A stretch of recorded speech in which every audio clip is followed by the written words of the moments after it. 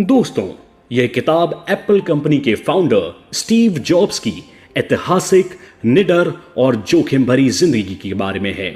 यह अध्यात्म से लेकर एलएसडी तक, उनके शुरुआती अनुभव से लेकर दुनिया में एक टेक आइकन के रूप में शिखर तक पहुंचने का वर्णन है। स्टीव जॉब्स ने इस बुक में अपनी जोखिम भरी सफलता और साथ ही साथ उस तक पहुंचने के लिए किए गए अपने कठिन प्रयासों का विवरण दिया है।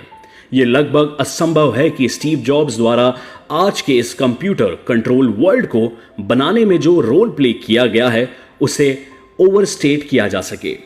वह एक ऐसे परफेक्शनिस्ट थे और विजनरी व्यक्ति थे जो पूरे संसार को टेक्नोलॉजी से बदलना चाहते थे। इस सबसे ज्यादा बिकने वाली इस बायोग्राफी के द्वारा आपको यह पता चल जाएगा कि कैसे जॉब्स के परफेक्शनिज्म और इंटेंसिटी ने उनको महान चीजें हासिल करने की तरफ प्रेरित किया और उनकी यही विशेषता कर्मचारियों और सहयोगियों के साथ संबंध में मतभेदों और असहयोग का कारण भी बनी। जॉब्स का स्वभाव काफी गुस्से वाला था। इसके लिए जॉब्स यह तर्क देते हैं कि वो केवल लोगों पर उनका बेस्ट देने के लिए दबाव डालते थे। यह ऑडियो बुक हमारे समय के लिए बहुत ही प्रभावशाली टेक आइकन की दिलचस्प जिंदगी के बारे में है और कम उम्र में किए गए एक ऐसे मजाक की आश्चर्यचकित कर देने वाली कहानी है जिसने एक ऐसी पार्टनरशिप की नींव रखी जो आगे चलकर संसार की सबसे ज्यादा वैल्यूएबल टेक्नोलॉजी कंपनी में से एक बनी। इस ऑडियो बुक में आपको यह भी पता चलेगा कि कैसे एलएसडी और अध्यात्म ने आज के टेक गैजेट्स को बनाने में अहम भूमिका निभाई है। क्यों वुडी और बज लाइटईयर स्टीव जॉब्स के बिना कोई अस्तित्व नहीं रखते थे और क्यों जॉब्स ने विश्वास कर लिया था कि वह अपने कैंसर का एक्यूपंक्चर और फल खाकर इलाज कर सकते हैं। एक प्रैंकस्टर बेस्ट फ्रेंड और अपेरेंटिस फादर के कारण जॉब्स के मन में इंजीनियरिंग और डिजाइन के प्रति प्रेम जागा। 24 फरवरी 1955 को अब्दुल फताह जंदाली और जॉन ए शेमबबल के यहां एक बेटे का जन्म हुआ, लेकिन ये दोनों इस बच्चे को पालन पोषण नहीं कर पाए क्योंकि शिबल एक सख्त कैथलिक परिवार से थी और उनका परिवार एक मुस्लिम व्यक्ति के बच्चे की मां होने के कारण उन्हें छोड़ सकता था। इसलिए इस जोड़े को दबाव में आकर अपने बच्चे को अडॉप्शन के लिए देना पड़ा और इसीलिए यह बच्चा सिलिकॉन वैली में रहने वाले पॉल जॉब्स और क्लारा जॉब्स द्वारा गोद ले लिया गया, जिन्होंने इसे स्टीवंस का नाम दिया। पॉल जॉब्स एक इंजन टेक्नीशियन थे जो बाद में कार मैकेनिक का काम करने लगे और उन्होंने ही स्टीवंस का इंजीनियरिंग और डिजाइनिंग के संसार से पहला परिचय कराया। पॉल ने अपनी तकनीकी प्यार को बहुत कम उम्र में ही स्टीव जॉब्स में डालने का प्रयास किया। स्टीव अपने पिता के क्राफ्ट मैनशिप के हुनर से बहुत ही ज्यादा प्रभावित थे। उदाहरण के लिए अगर उनके परिवार को किसी फर्नीचर या कैबिनेट की जरूरत होती तो उनके पिता उसे स्वयं ही बना दिया करते थे और उसमें स्टीव की मदद भी लिया करते थे, जिससे उनका इसके प्रति प्यार और बढ़ रहा था। बाद में हाई स्कूल करते स्टीवंस की मुलाकात स्टीव वोज्नाइक से हुई और तुरंत ही दोनों दोस्त बन गए। वोज्नाइक जॉब से 5 साल बड़े थे और पहले ही एक प्रतिभाशाली कंप्यूटर टेक्नीशियन भी थे। वोज्नाइक ने जॉब्स को कंप्यूटर के बारे में बहुत कुछ सिखाया। इस तरीके से जॉब्स और वोज्नाइक दूसरे साधारण युवकों के समान ही थे जो खेलना, मनोरंजन, एक दूसरे के साथ एंजॉय करना पसंद करते थे। लेकिन इसके सिवा वो इलेक्ट्रॉनिक दुनिया में भी अपने ज्ञान को बढ़ाने में और खोजबीन में लगे रहते थे। हमेशा देखते थे कि वह क्या कुछ अमेजिंग क्रिएट कर सकते हैं। 1971 में इन दोनों ने अपनी कॉमन लाइक्स को मिलाकर अपना पहला प्रोडक्ट बाजार में लॉन्च किया, जो था ब्लू बॉक्स, जिसके द्वारा लोग लंबी दूरी के फोन कॉल्स मुफ्त में किए जा सकते थे। वोज्नाइक ने इसे डिजाइन किया और जॉब्स ने इसे एक नई इन्वेंशन को कारोबार का रूप दिया, जिसमें वो $40 में इसके पुर्जे खरीदते थे और $150 में बेच देते थे। इस जोड़ी ने लगभग 100 यंत्रों को बेचा, जिससे उन्हें यह समझ में आ गया था कि वोज्नाइक की तकनीकी ज्ञान और जॉब्स की दूरदर्शिता से वो क्या कर सकते हैं। दरअसल ये तो एक छोटी सी शुरुआत थी। बाद में यह सफर दुनिया की सबसे बड़ी टेक कंपनी एप्पल तक पहुंचा। जॉब्स के अध्यात्म, एलएसडी और आर्ट के प्रति रुचि ने उन्हें डिजाइन की गहरी समझ दी। 1960 के आखिरी सालों में ग्रीक और हिप्पी संस्कृति की रुचि और जिज्ञासा एक दूसरों को ओवरलैप करने लगी। धीरे धीरे स्टीव जॉब्स भी इसके प्रति आकर्षित हो गए और अपने गणित, विज्ञान और इलेक्ट्रॉनिक्स के तरफ जुनून के कारण जॉब्स ने खुद को इस काउंटर कल्चर में पूरी तरीके से डुबा दिया और एलएसडी के साथ नए प्रयोग करने लगे। बाद में जॉब्स ने अपने चरम सौंदर्य बोध और अपने गहन एकाग्रता की विशेषता की जगह अध्यात्म और अपने द्वारा ली गई साइकेडेलिक दवाइयों को बताया। 1972 में जॉब्स ने रीड कॉलेज में दाखिला ले लिया, जो ओरेगन में स्थित था और एक प्राइवेट लिबरल आर्ट्स कॉलेज था। जॉब्स वहां अपने दोस्तों के साथ बहुत गंभीरता से अध्यात्म और एलएसडी का प्रयोग करने लगे। उन्हें ऐसा लगने लगा कि इस दवाई के प्रयोग ने ही उन्हें जिंदगी के सिक्के के दूसरे पहलू को दिखाकर उन्हें यह जानने की मदद की है कि जिंदगी में सबसे जरूरी क्या है। मतलब जॉब्स के केस में इसका मतलब यह है कि उन्होंने यह रियलाइज कर लिया कि बड़ी चीजों को क्रिएट करने से ज्यादा बड़ा कुछ नहीं होता। दुनिया की पूर्वी हिस्से के अध्यात्म का पता लगाने के लिए जॉब्स ने 7 महीने तक भारत की यात्रा की। बौद्ध धर्म ने जॉब्स पर गहन प्रभाव डाला और उनके व्यक्तित्व में गहरी जड़ें जमा ली तथा उन्हें उनके सीमित कलात्मक दृष्टिकोण पर प्रभाव डाला और उनका परिचय उनकी अंतर्ज्ञान की शक्ति से कराया। जॉब्स के दोनों शौक, अध्यात्म और एलएसडी, ने उन्हें एक विशेष प्रकार की एकाग्रता को विकसित करने में मदद की, जो बाद में जॉब्स के स्वभाव की विकृति का कारण बनी। क्योंकि अगर वो किसी भी चीज का निश्चय कर लेते तो उनके अनुसार होना था, तो वो किसी भी कीमत पर इसे अपने अनुसार बना लेते। दूसरा कारण जिसने जॉब्स को सौंदर्य बोध को आकार दिया वो था कला के प्रति जुनूनी प्यार। जैसे अपने करियर में जॉब्स एप्पल का डिजाइन बहुत ही क्लीन और सिंपल हो, इस पर जोर देते रहे।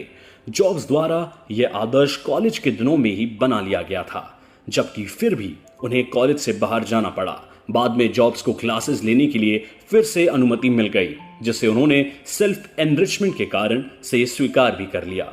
उनकी इन्हीं क्लासेस में से एक क्लास कैलीग्राफी की भी थी, जिसमें उनकी विशेषता ने बाद में एप्पल मैक्स के ग्राफिकल यूजर्स इंटरफेस में एक की एलिमेंट का काम किया। सेब के बाग की यात्रा, जिसने उन्हें एप्पल नाम दिया, एक अलग परिकल्पना, अलग सोच और कड़ी मेहनत से बनी कंपनी।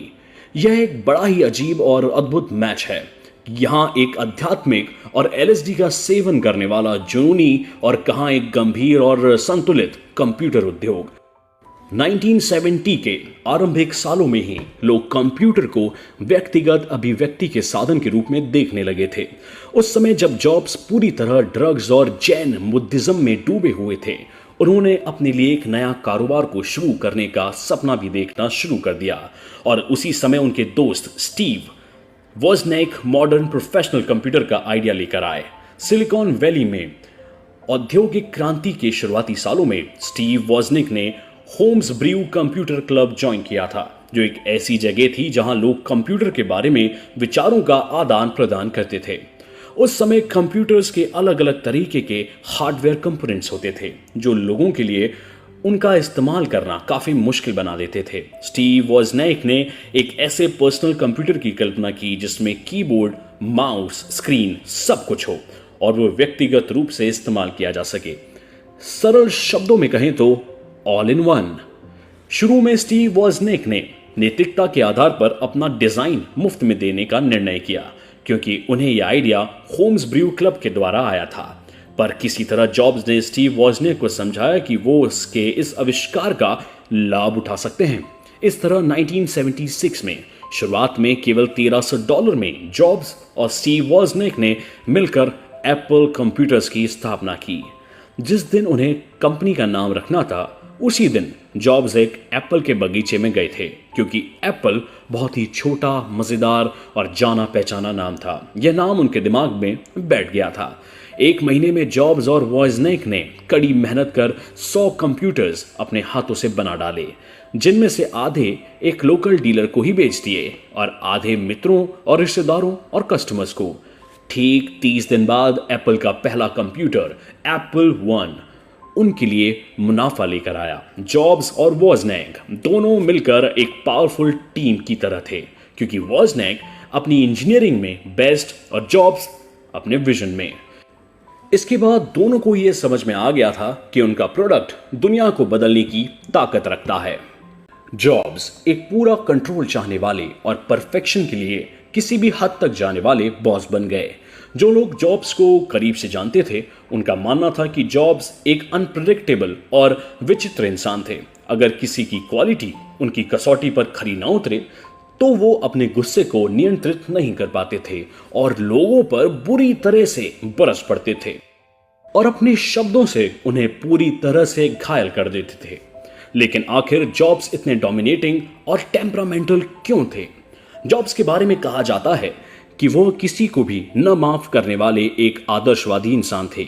जॉब चाहते थे कि एप्पल 2 का डिजाइन पूरी तरह से दोषहीन या परफेक्ट हो, उसके सारे फीचर्स पूरी तरह से व्यवस्थित हों और शुरुआत से अंत तक उसमें कोई भी कहीं भी खराबी ना हो। लेकिन 1977 में इस बेहद थका देने वाली जर्नी के बाद एप्पल 2 को रिलीज किया गया, जो जॉब्स के व्यवहार के कारण कंपनी के लोगों में उत्साह और ताकत खत्म हो चुकी थी। अगर जॉब्स को यह महसूस होता तो किसी कर्मचारी का काम पुअर है तो वो उसको सीधे सीधे बोलते थे कि इट वॉज शिट, और अगर वह कोई छोटी सी भी कमी को देखते थे तो आग बबूला हो जाते थे। अब जब एप्पल एक कंपनी के रूप में ग्रो कर चुकी थी, जॉब्स पहले से भी ज्यादा टेम्परामेंटल होते जा रहे थे। माइक स्कॉट को कंपनी का प्रेसिडेंट बना दिया गया था, जिसका मुख्य काम जॉब्स के ऊपर कंट्रोल रखना था। स्कॉट वह सारे मुश्किल मसले जिन्हें कन्फ्रंट करने की शक्ति बाकी कर्मचारियों में नहीं थी, कन्फ्रंट करता था। इसके बाद जॉब्स और स्कॉट के बीच मतभेद चरम पर पहुंचने लगे। जब जॉब्स को यह महसूस हुआ कि एप्पल पर अपना नियंत्रण खोना उनके लिए बहुत ही मुश्किल है, तो कई बार आंसुओं के रूप में उनका ब्रेकडाउन भी हो जाता था। जॉब्स को लगता था कि स्कॉट उन पर कंट्रोल रखना चाह रहे हैं और ये बात उन्हें फ्रस्ट्रेटिंग लगती थी, पर माइक स्कॉट स्टीव जॉब्स के परफेक्शनिज्म पर कंट्रोल नहीं करना चाहते थे। वो उन्हें प्रैक्टिकल और यथार्थवादी बनाना चाहते थे। उदाहरण के लिए, जब 2000 कलर में से जॉब ने कोई रंग पसंद नहीं किया, तब माइक स्कॉट ने आगे आकर बताया कि एप्पल 11 के लिए बेज कलर काफी अच्छा है। इसी तरह जब जॉब्स एप्पल केस के कोने कितने कटे होने चाहिए डिसाइड कर रहे थे, तब माइक का ध्यान उन्हें कैसे मैन्युफैक्चर करना है, कैसे बेचना है, इस पर था। लेकिन क्योंकि कंपनी अच्छी तरीके से काम कर रही थी, इन लोगों के मतभेद मैनेज किए जा सकते थे। पर आगे चलकर आप देखेंगे कि यह समस्या आखिरी नहीं थी। मैकिन्टोश ने जॉब्स को टेक आइकन बनाया, लेकिन उनके स्वभाव ने उन्हें विलेन बना दिया। एप्पल 11 के लगभग 60 लाख कंप्यूटर बिके, जो कंप्यूटर इंडस्ट्री में एक चिंगारी की तरह था और जिसने इस पर्सनल कंप्यूटर इंडस्ट्री को आगे बढ़ने की प्रेरणा दी। पर जॉब्स के लिए अब भी यह पूर्ण सफलता नहीं थी, क्योंकि यह वोज़नाइक की कृति थी, स्टीव जॉब्स की नहीं। जॉब्स एक ऐसी मशीन बनाना चाहते थे जो यूनिवर्स में डेंट हो। जॉब्स बेहद एम्बिशियस थे और एक एप्पल को इससे ज्यादा क्या चाहिए। वो एप्पल को आगे ले जाने के लिए वो जुनून की हद तक काम करने के लिए तैयार रहते थे। इसके बाद जॉब्स ने मैकिन्टोश 1 पर काम करना शुरू कर दिया था, जो एप्पल 11 का उत्तराधिकारी बना और आगे चल के पर्सनल कंप्यूटर्स की दुनिया में ट्रांसफॉर्म कर दिया गया, तथा जिसने जॉब्स को टेक आइकन के रूप में स्थापित किया। जब मैक भी पूरी तरह से जॉब्स का खुद का आइडिया नहीं था, बल्कि उसने जेफ रस्किन से चुराया था, जो कि ह्यूमन कंप्यूटर इंटरफेस के एक एक्सपर्ट थे। पर रस्किन अपने प्रोजेक्ट से बहुत दूर था, इसलिए जॉब्स ने इस पर काम करना शुरू किया और ऐसी शक्तिशाली मशीन बनाई जो माइक्रो प्रोसेसर द्वारा चलती थी और काफी सोफिस्टिकेटेड ग्राफिक्स प्रोवाइड करती थी और जिसे माउस द्वारा कंट्रोल किया जा सकता था। मैकिन्टोश एक बेमिसाल सफलता के रूप में सामने आया, जिसका कुछ कारण लेविश मार्केटिंग कैंपेन और सेंसेशनल टीवी एड्स थे। यहां तक कि 1984 में बने इस मशहूर एड्स को हॉलीवुड के बड़े डायरेक्टर रिडली स्कॉट ने डायरेक्ट किया। इसलिए इसकी सफलता जॉब्स के लिए कड़ी मेहनत के साथ ही साथ पब्लिसिटी की लगातार चलने वाली सीरीज भी थी। हमेशा की तरह चतुर और विजनरी जॉब्स ने जर्नलिस्ट को मैनिपुलेट करके एक्सक्लूसिव इंटरव्यू का लालच दिया और इस तरह कई बड़ी मैगजीन में इंटरव्यू करवाकर मैक को पब्लिसिटी दिलवाई। जॉब्स की स्ट्रेटेजी ने काम किया और मैकिन्टोश ने एप्पल और जॉब्स को रिच और बेहद फेमस बना दिया। वो इतनी बड़ी सेलिब्रिटी बन गए कि मशहूर सिंगर एला फिट्जगेराल्ड को अपने 30th बर्थडे पर लेविश बर्थडे पार्टी में गाने के लिए बुलाया। हालांकि जिन चीजों ने स्टीव जॉब्स को प्रसिद्ध बनाया, उन्हीं के कारण वो जल्द ही अनपॉपुलर भी हो गए। उनका परफेक्शनिज्म और कर्मचारियों के साथ अत्याचार की हद तक जाने वाला बिहेवियर पहले की तरह था। छोटी सी गलती पर भी स्टीव लोगों से कंपनी छोड़कर जाने के लिए कहते थे और उन्हें लगता था कि लोग परफेक्शन के लिए केयर नहीं कर रहे हैं। जॉब्स के इस अग्रेसिव बिहेवियर का कंपनी पर काफी बुरा असर पड़ा, इसलिए 1985 में बोर्ड डायरेक्टर ने निर्णय लिया कि जॉब्स को कंपनी छोड़ देनी चाहिए। जॉब्स की बनाई नेक्स्ट फ्लॉप हो गई, लेकिन पिक्सर एनिमेशन ने उन्हें स्टार बना दिया। एप्पल से निकाल दिए जाने के दुख से बाहर आने के बाद जॉब्स ने अपनी अच्छी और बुरी दोनों खूबियों और कमियों को परखा और रियलाइज किया कि वह किस तरीके से चीज़ों को अपने अनुसार ठीक कर सकते हैं। उन्होंने एजुकेशनल मार्केट को अपना टारगेट बनाकर एक नए बिजनेस वेंचर की शुरुआत की और कंप्यूटर बनाया जिसका नाम था नेक्स्ट को जॉब्स ने अपनी डिजाइनिंग के एम्बिशन को पूरा करने में उपयोग किया। जॉब्स ने सिर्फ लोगो डिजाइनिंग के लिए $1 लाख फीस पे की और इंसिस्ट किया कि next computer case perfect cube की तरह होना चाहिए। पर जॉब्स का ये परफेक्शन इंजीनियर और मैन्युफैक्चरर्स के लिए बहुत मुश्किल साबित हुआ। सिर्फ इसके लिए कंप्यूटर केस को अलग से प्रोड्यूस करना पड़ा और सिर्फ एक ऐसी चीज के $6,50,000 कीमत देनी पड़ी। और जॉब्स का ये ही कॉम्प्रोमाइज न करने वाला रवैया नेक्स्ट की मौत का कारण बना। ये प्रोजेक्ट लगभग पूरी तरह से बिना पैसे के ही चल रहा था, इसलिए इसकी लॉन्चिंग में कई साल लग गए और आखिर में ये मशीन लोगों के पहुंच से बाहर काफी महंगी भी सिद्ध हुई। ज्यादा दाम और छोटी सॉफ्टवेयर लाइब्रेरी के कारण ये कुछ खास नहीं कर पाया। इसी दौरान जॉब्स ने पिक्सार नाम की कंपनी के भी अधिकांश शेयर्स खरीद लिए और कंपनी का चेयरमैन बन गए और एक ऐसे वेंचर की शुरुआत करने का फैसला किया जो टेक्नोलॉजी और आर्ट्स का परफेक्ट नमूना हो। 1988 तक जॉब्स ने नेक्स्ट में इतना नुकसान होने के बाद भी लगभग $50 मिलियन पिक्सार में लगा दिए। आर्थिक नुकसान के कुछ सालों बाद पिक्सर स्टूडियो ने टिन टॉय नाम की एनिमेटेड फिल्म बनाई जिसमें कंप्यूटर एनिमेशन का एक नया रूप सामने आया और इस फिल्म को 1988 का अकेडमी अवार्ड भी मिला। तो जॉब्स ने सोचा कि वो नुकसान देने वाले सॉफ्टवेयर और हार्डवेयर के बजाय पिक्सर पर लगाए जाएं जो एनिमेटेड फिल्म्स की दुनिया में अपना नाम कमा रही है। और धीरे धीरे 1996 में डिज्नी वालों के साथ पार्टनरशिप में उन्होंने पहली फीचर फिल्म प्रोड्यूस की, टॉय स्टोरी, जो साल की सबसे ज्यादा आमदनी करने वाली फिल्म बनी। जब पिक्सर की पब्लिक में पहचान बनी तब जॉब्स का शेयर कंपनी में 80% हो चुका था और ये रकम उनकी शुरुआती इन्वेस्टमेंट से 20 गुना ज्यादा थी। तक इस कीमत थी लगभग $1.2 बिलियन। एप्पल छोड़ने के बाद जॉब्स ने अपनी पर्सनल लाइफ पर ध्यान दिया और अपने बायोलॉजिकल फैमिली से जुड़े। बिजनेस में बहुत कुछ सीखने के बाद 12 साल एप्पल से दूर रहने के बाद स्टीव जॉब्स एक बदले हुए इंसान थे। उन्होंने अपनी पर्सनल लाइफ पर ध्यान देना शुरू कर दिया था और अपनी अडॉप्टिव माँ की मौत के बाद अपने बायोलॉजिकल माँ बाप को ढूंढने का फैसला किया। जब वो अपनी माँ शिबेल से मिले तो उनकी माँ बहुत इमोशनल और शर्मिंदा थी कि उसने जॉब्स को गोद दे दिया था। जॉब्स को बहुत आश्चर्य हुआ जब उनको पता चला कि उसकी एक बहन भी थी जिसका नाम मोना सिम्पसन था और वो भी जॉब्स की तरह ही आर्टिस्टिक और दूरदर्शी थी और धीरे धीरे एक समान विशेषताओं के कारण वो काफी करीब भी आ गए। 1996 में सिम्पसन ने एक नॉवल पब्लिश की जिसका नाम था रेगुलर गाय, जिसमें उसने जॉब्स के बारे में बहुत कुछ लिखा था। जॉब्स के काम करने के तरीके, स्वभाव का वर्णन भी उस किताब में था, पर जॉब्स ने उसे कभी नहीं पढ़ा क्योंकि वो अपनी नई मिली बहन से गुस्सा नहीं होना चाहते थे। इसी समय के दौरान जॉब्स की मुलाकात लॉरेन पॉवेल से हुई और अपने बूढ़े जैन गुरु के आशीर्वाद से दोनों ने 1991 में शादी कर ली। लॉरेन तब उनके पहले बेटे रीड पॉल जॉब्स के साथ प्रेग्नेंट थी। बाद में इस जोड़े के 2 बच्चे और भी हुए, एरिन और ईव। अपनी पत्नी पॉवेल के कहने पर अपने विवाह से पहले पैदा हुई बेटी लीसा ब्रिनैन के साथ भी जॉब्स समय बिताने लगे। जॉब्स लीसा के लिए बहुत ही प्रोटेक्टिव पिता बनने की कोशिश करते। धीरे धीरे लीसा जॉब और पॉवेल के साथ ही रहने लगी, पर जब तक हार्वर्ड कॉलेज नहीं गई तब तक उनके साथ ही रहती थी। लीसा भी बड़े होकर अपने पिता जॉब्स की तरह काफी एग्रेसिव नेचर वाली थी। इस वजह से स्टीव और लीसा के बीच कई महीनों तक बातचीत नहीं होती थी। मतभेद में कोई भी आगे बढ़कर इन्हें दूर करने का प्रयास नहीं करता था। पर्सनल लाइफ में भी जॉब्स का लोगों से मिलने का तरीका प्रोफेशनल लाइफ की तरह ही था।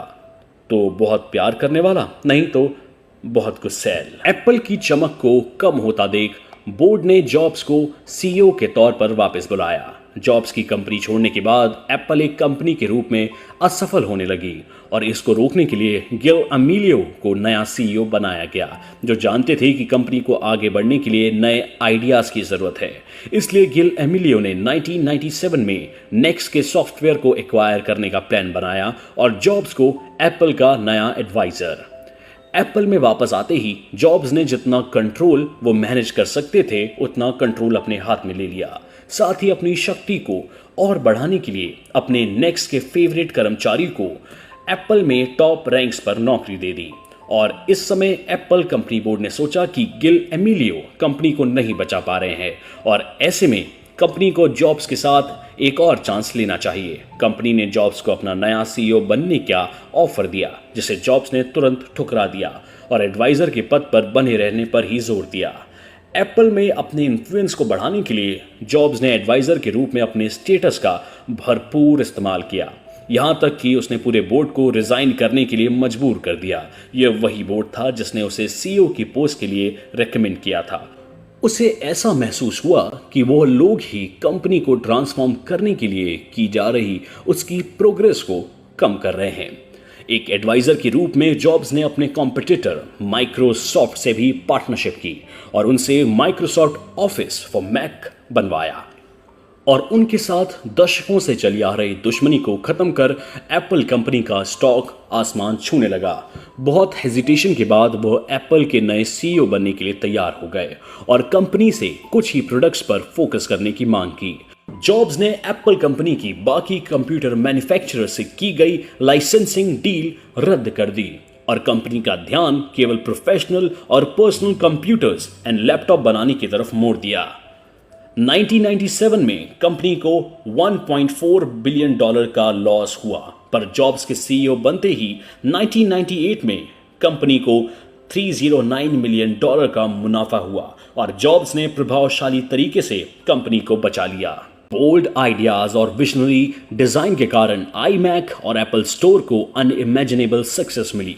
जब जॉब्स ने यह समझ लिया कि जॉनी ईव एक बहुत ही काबिल और दूरदर्शी डिजाइनर है, तो उसने जॉन ईव को अपने बाद सबसे बड़ी जगह दे दी और कंपनी में उसे अपने बाद दूसरा सबसे ताकतवर आदमी बना दिया और इस सदी की सबसे महत्वपूर्ण इंडस्ट्रियल डिजाइनिंग की साझेदारी शुरू हो गई।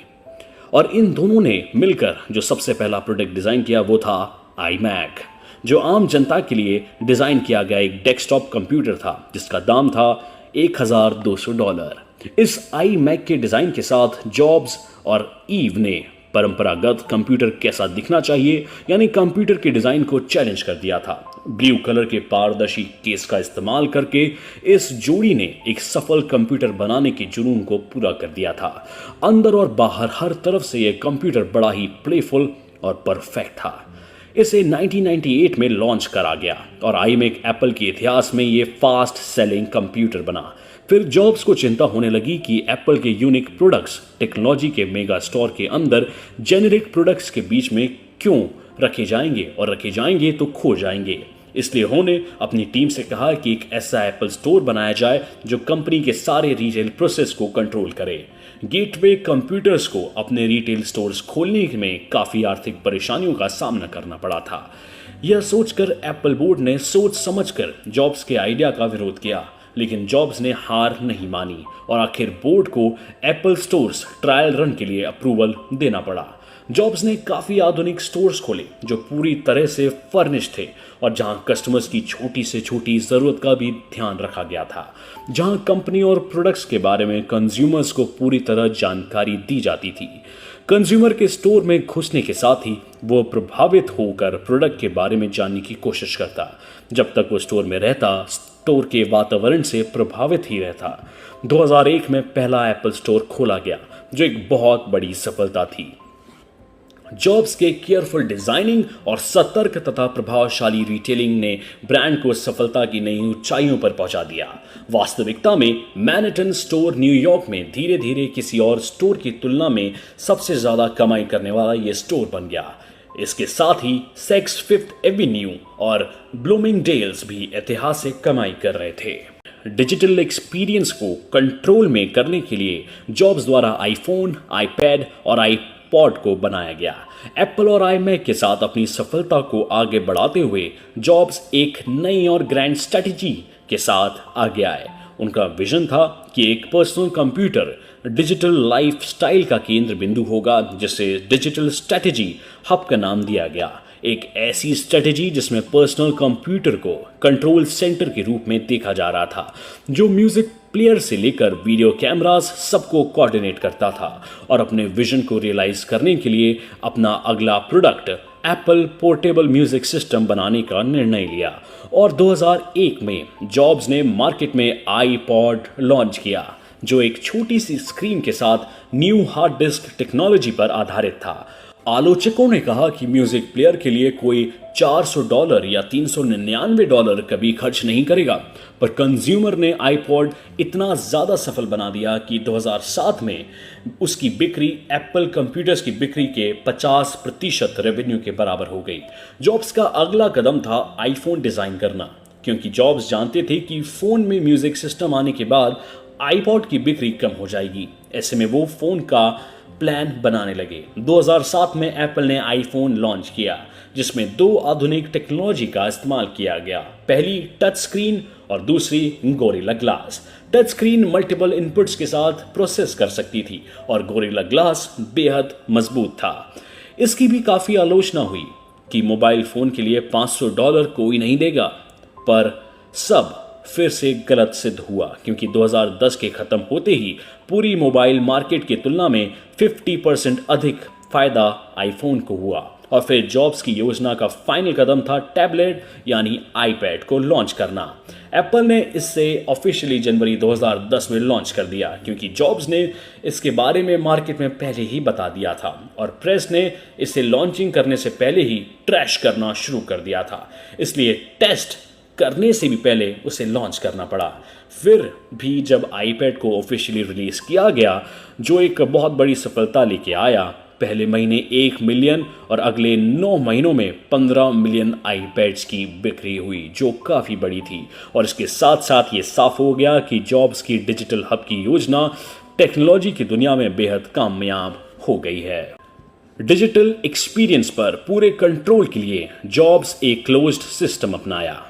अपने पूरे करियर में जॉब्स ने कहा कि अच्छी तरीके से क्लोज सिस्टम ही कंज्यूमर को अच्छा अनुभव देता है। जॉब्स का ये विजन जॉब्स की हर चीज को कंट्रोल करने की इच्छा को दर्शाता था, जो कि कंज्यूमर को अपना कंप्यूटर मॉडिफाई करने से भी रोकता था। उनके कंट्रोल करने के जुनून के कारण कई तरीके के कॉन्फ्लिक्ट शुरू हो गए। विशेष रूप से गूगल और माइक्रोसॉफ्ट के साथ उनके मतभेद हो गए। माइक्रोसॉफ्ट के बिल गेट्स का बिजनेस की तरफ दूसरा नजरिया था, जिसमें उन्होंने अपनी कंपनी के ऑपरेटिंग सिस्टम और सॉफ्टवेयर्स को दूसरे मैन्युफैक्चरर्स के साथ रजिस्टर किया और उन्हें लाइसेंस दिया। यहां तक कि गेट्स ने मैकिन्टोश के लिए एक सॉफ्टवेयर लिखा था। पर यह बरसों की साझेदारी जॉब्स के कारण गहरी और पूरी जिंदगी की दुश्मनी में बदल गई। जब गेट्स ने विंडोज को इंट्रोड्यूस किया, तो जॉब्स ने उस पर मैकिन्टोश ग्राफिकल इंटरफेस को कॉपी करने का आरोप लगा दिया, जबकि सच्चाई ये थी कि ये दोनों कंपनियों ने यह आइडिया जेरोक्स नाम की कंपनी से लिया था। अपने करियर के आखिरी दिनों में जॉब्स ने गूगल पर भी आरोप लगाया कि गूगल ने आईफोन के बहुत से सिग्नेचर फीचर्स कॉपी किए हैं, जबकि दोनों कंपनियों गूगल और माइक्रोसॉफ्ट मानती थी कि ओपन कंप्यूटर सिस्टम और नेचुरल कंपटीशन के द्वारा ही यह तय होना चाहिए कि कौन सी टेक्नोलॉजी सरवाइव करेगी और चलेगी। जॉब्स आखिरी तक कहते रहे कि इन दोनों कंपनियों ने एप्पल के कॉन्सेप्ट्स और आइडियाज को चुराया है पर जॉब्स के इस तरीके के एग्रेसिव बिहेवियर का टारगेट केवल उनकी कंपीटिंग कंपनीज ही नहीं बल्कि जॉब्स एप्पल के अंदर भी परफेक्शन के लिए लगातार लड़ते रहते थे। अगर कर्मचारियों की तरफ देखें तो उनके ऊपर आग बरसाना और गुस्से में भड़कना ये सब नॉर्मल बात थी, क्योंकि अंडर परफॉर्मिंग कर्मचारियों के लिए उनके पास जीरो टॉलरेंस था। अगर वह कहीं से भी जान लेती कि कोई कर्मचारी ए प्लेयर नहीं है या किसी कर्मचारी ने पूरे 90 घंटे काम नहीं किया तो वो पूरी तरह आपा खो देते और वह उसे ऑन द स्पॉट फटकारते थे। और जब कंपनी परेशानी में थी और टाइम से कंप्यूटर चिप नहीं बना पा रही थी तो जॉब्स ने बड़ी ही बुरी तरीके का व्यवहार किया और वो तूफान की तरह कंपनी मीटिंग में आए, जोर से चिल्लाकर कहा, फकिंग डिकलेस एसहोल्स। इस तरीके का स्वभाव जॉब्स के जुनूनी और खतरनाक परफेक्शनिज्म को दर्शाता था। जॉब्स का अपने कैंसर डायग्नोसिस को अनदेखा करना और इसी के कारण बेहद कम उम्र में जॉब्स की मौत। जॉब्स को 2003 में एक रूटीन चेकिंग में कैंसर होने का पता चल गया था, लेकिन बदकिस्मती से जॉब ने अपनी कैंसर की समस्या को भी उसी तरह से डील किया जिस तरह वो डिज़ाइन की समस्या को किया करते थे। उन्होंने डॉक्टर्स की सलाहों को पूरी तरह अनदेखा कर दिया और परिस्थिति से लड़ने का एक नया अपना तरीका बनाया। जॉब्स ने 9 महीने में ऑपरेशन कराने से मना कर दिया, बल्कि अपना इलाज सब्जियों, फलों और एक्यूपंक्चर से करने की कोशिश करने लगे। समय के साथ कैंसर का ट्यूमर धीरे धीरे बड़ा हो गया और आखिर जॉब्स को सर्जरी करा के उसे हटाना पड़ा। पर फिर भी 2008 में कैंसर फिर से आ गया और जॉब्स ने फिर स्ट्रिक्ट डाइट में कुछ सब्जियां और फल लेने लगे और उन्होंने अपना 40 पाउंड वजन खो दिया। धीरे धीरे जॉब लीवर ट्रांसप्लांट के लिए कन्विंस्ड हो गए, लेकिन उसके साथ उनके स्वास्थ्य एक गंभीर मोड़ ले लिया। उसके बाद वो फिर कभी रिकवर नहीं हो पाए और 2011 में जॉब्स की मृत्यु हो गई और वो अपने पीछे एक महान टेक कंपनी को छोड़ गए। जॉब्स ने जो भी अपनी जिंदगी में किया वो उनकी इनक्रेडिबल इंटेंसिटी का नमूना है। उन्होंने मरने से पहले कहा, I have had a very lucky career, a very lucky life. I have done all that I can do. Job के क्रिएशंस, एप्पल के प्रोडक्ट्स में जॉब की पर्सनैलिटी पूरी तरीके से रिफ्लेक्ट होती है और सारे ही Apple products tightly close integrated hardware और सॉफ्टवेयर का सिस्टम है। माइक्रोसॉफ्ट अपने ऑपरेटिंग सिस्टम का लाइसेंस देता है और आप इसे इस्तेमाल कर सकते हैं, लेकिन एप्पल का end to end control system longer run में कंज्यूमर को एक सीमलेस एक्सपीरियंस देता है।